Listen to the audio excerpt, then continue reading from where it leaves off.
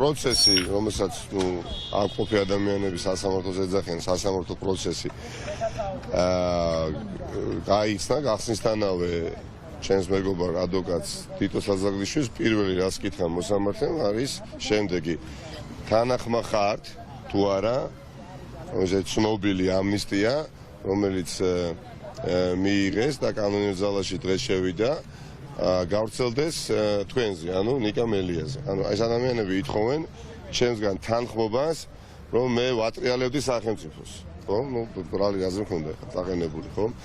ამიტომ ეს სპეკულაციები განსაკუთრებით ამ საარჩევნო კამპანიის პროცესში ხა, რომ დასულეს ერთხელ და სამუდამოდ.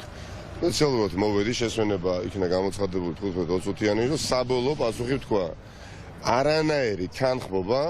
არანაირი თანხმობა ბიზინა ივანიშვილის სასამართლოს ჩემის მხრიდან რომ მე მას ეხა მოწყალებას ვთხოვო და ჩემზე გავრცელდეს ის რაც არ ჩამიდენია რომ თანაშაული თითქოს მე სახელმწიფო დაატრიალებას ვახორციელებდი და ეხა ბიზინა ივანიშვილი მიწყალებს ხო საპროცესო გარიგება უფრო არის ვიდრე სხვა ყველაფერი რა თქმა უნდა აღარ აქვს და წერტილი დაუსვათ ამ საკითხს ჩემი თხოვნა ყოველდღიურ რეჟიმში ამ საკითხზე მე ვერ ვისაუბრებ ამიტომ ეხა ვფიქრობ რომ ეს უნდა მიიღოს ამ მოსამართლემაც და ქართულმა ოცნებამაც საბოლოო პასუხად. მეტი როგორ ვთქვა, ხო?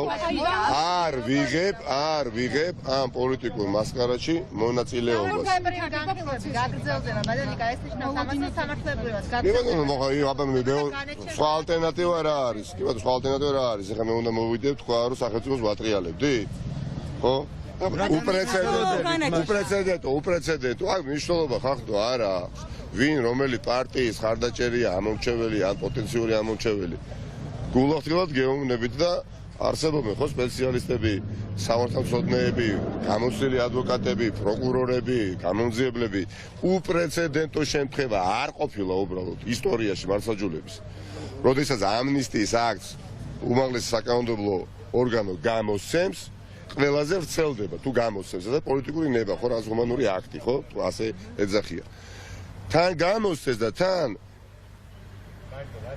ჩემს გამო ჩაწერეს იქ დათქმა რომ თუ მელია არ მიიღებს ამ ამნისტიის კანონს ხო არ გავრცელდეს მასზე პარალელურად ნუ სხვები რეალური მოძალადეები იცით უკვე ხო არიან გათავისუფლებულები და არავის ციხეში ყოფნა არც მიხარი არც გამიხარდება არასოდეს მაგრამ ნუ რეალობა არის ეს ამიტომ ჩემი პასუხი საბოლოო არის არა და მორჩეს და გათავდეთ ძალიან საბოლოო განაჩენს რასაც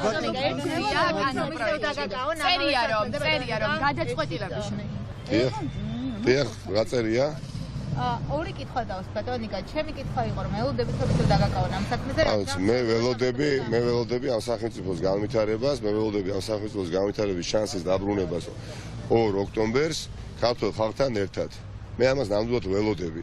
ეხლა ბიზინა ივანიშვილს შვევია დამოკლეს მახვილებით და დაკიდება საქმეების, რომ სხვადასხვა ადამიანები ამყოფოს დაჭერის, დაკავების, დაპატიმრების, არ ვიცი, დევნის მოლოდინის ქვეშ.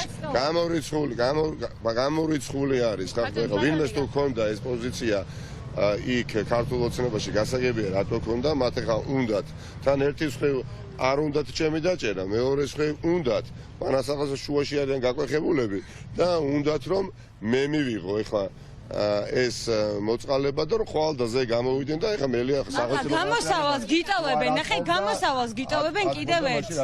გამოსავალს გიტოვებენ კიდევ ერთ. თუ პირველი ინსტანციის სასამართლომ გამომტყუნებელი განაჩენი გამოიტანა თქვენ საქმეზე, თქვენ შემდეგაც შეგეძლებათ ციხიდან რომ მიმართოთ რომ შეგიწყალოთ. ნუ გასაგები ესეც, მადლობა ამის შეხსენებისთვისაც საზოგადოებას აუხსნი კიდევ რა ჩაწერეს ჩემთვის.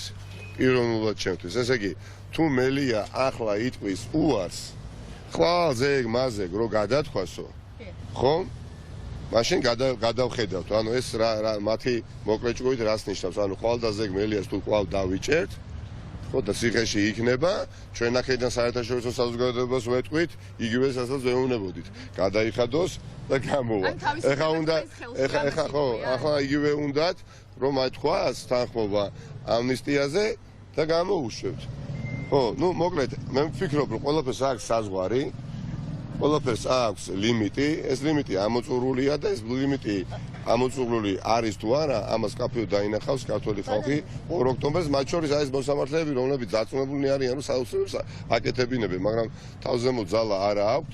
ახლა და ამ ადამიანებსაც უნდათ შველა, ამ ადამიანებსაც უნდათ ტყვეობიდან დახსნა. ბატონი აპირებს ნარკოტესტის ჩატარებას ყველაზე დიდი ოპოზიცია. მე ბატონ კალაძეს უთხარი, ნარკოტესტის ჩატარების პრობლემა არასოდეს არ მქონია, როცა საჭირო ყოფილა ჩამიტარებია.